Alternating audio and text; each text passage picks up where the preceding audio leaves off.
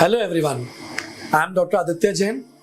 I am a trauma and a sports injury surgeon in Delhi NCR. हम लोग अपनी last काफ़ी सारी वीडियोस में ACL के बारे में बात कर रहे हैं. क्यों बात कर रहे हैं? Because this is the most common ligament which is injured. रोज अराउंड 8 से 10 पेशेंट्स आते हैं जिनको ACL में या तो पार्शियल टीयर होता है या तो कंप्लीट टीयर होता है. हम लोग आज बात करेंगे कि क्या क्या इम्प्लांट्स यूज होते हैं ड्यूरिंग ACL सर्जरी. तो जो इम्प्लांट यूज होते हैं that is only used to fix the graft. Implant use हो रहा है सिर्फ आपके ग्राफ्ट को, आपके टेंडन ग्राफ्ट को फिक्स करने के लिए. यूजुअली हम लोग आर्टिफिशियल ग्राफ्ट यूज नहीं करते हैं, लेकिन मैंने पिछले अपनी वीडियो में पूरा ग्राफ्ट, टेंडन ग्राफ्ट के बारे में कवर किया है. उसमें मैंने 2 ग्राफ्ट के बारे में बात करी है जो कि आर्टिफिशियल होते हैं. एक फाइबर टेप जिसको हम लोग इंटरनल ब्रेसिंग बोलते हैं, और एक जूअल ACL ग्राफ्ट जो कि एक स्ट्रक्चरल ग्राफ्ट है जिसपे कोलाजन की शीट ग्रो होती है विद टाइम. ये दोनों भी इम्प्लांट्स हैं जो कि आपके डॉक्टर आपको सजेस्ट कर सकते हैं, but it all depends upon the doctor and the surgeon preference. जो बेसिकली इम्प्लांट यूज होते हैं उसको हम 2 पार्ट में डिवाइड करते हैं. एक सस्पेंसरी फिक्सेशन और एक एपर्चर फिक्सेशन. मतलब जो सस्पेंसरी है वो बोन के एजेस में एक बटन के फॉर्म में जाएगा, और जो एपर्चर फिक्सेशन है वो स्क्रू के फॉर्म में जाएगा. अब जो बटन है वो 2 टाइप के होते हैं, एक एडजस्टेबल और एक फिक्स्ड. एडजस्टेबल का ये यूज होता है कि आपने उसको बोन पे फ्लिप करने के बाद आप उसको और टाइट कर सकते हो, लेकिन इसकी स्ट्रेंथ थोड़ी वीक होती है. फिक्स्ड बटन का क्या फायदा होता है कि आप उसको पहले फ्लिप कर देते हो और साथ साथ ग्राफ को खींचते हो, उसके बाद आप ग्राफ को नहीं खींच सकते, वो साथ में फ्लिप होता है बोन के ऊपर.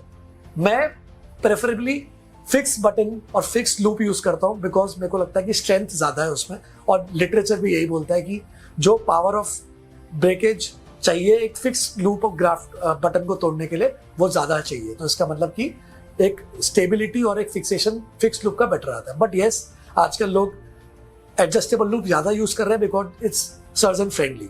दूसरा जो तरीका होता है वो होता है एपर्चर फिक्सेशन. एपर्चर फिक्सेशन में आप स्क्रू यूज करते हो. उसके लिए ग्राफ्ट को एजेस में रहना बहुत जरूरी है, बोन के एजेस पे, माउथ पे.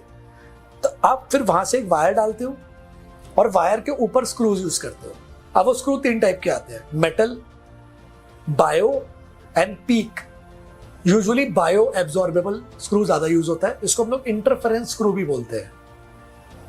तो स्क्रू का ये यूज होता है कि आप ग्राफ्ट को वहीं पे फिक्स कर देते हो जहां पे वो बोन पे जस्ट बाहर आया है. इसको बोलते हैं एपर्चर फिक्सेशन. तो जो बटन्स होते हैं वो भी टाइटेनियम के होते हैं. मैं प्रेफरेबली फीमर पे बटन यूज करता हूं और टिबिया पे स्क्रू यूज करता हूं. बट यस, आप दोनों फॉर्म को भी यूज कर सकते हैं. आप दोनों तरफ स्क्रूज भी लगा सकते हैं, आप दोनों तरफ बटन भी लगा सकते हैं. दोनों तरफ बटन वाली सर्जरी को गूगल पे आजकल मार्केटिंग में ऑल इनसाइड ACL या ऑल इनसाइड PCL रिकंस्ट्रक्शन बोला जाता है, जिसमें दोनों तरफ बटन फ्लिप हो जाती है. बोन कम कटती है, लेकिन रिजल्ट्स अभी तक किसके बेटर है लॉन्ग टर्म ये अभी तक नहीं आया है. तो ये थी बात क्या क्या इम्प्लांट यूज हो सकते हैं. ग्राफ्ट्स, आर्टिफिशियल, स्क्रूज, बटन्स, और yes arthroscopic equipments like shaver blade जिससे आप क्लीन करते हो जॉइंट को, और RF probe, radio frequency ablation, जिससे आप ब्लीडिंग कंट्रोल करते हो और टिश्यूज को क्लीन करते हो. ये सब इम्प्लांट्स में आता है जो कि आप एक ACL सर्जरी में यूज हो सकते हो. There are many companies which are supplying that. We usually prefer companies which are long term used, बहुत सारे सेंटर्स में यूज हो रही है, तो वो हम लोग ज्यादातर यूज करते हैं. Thank you.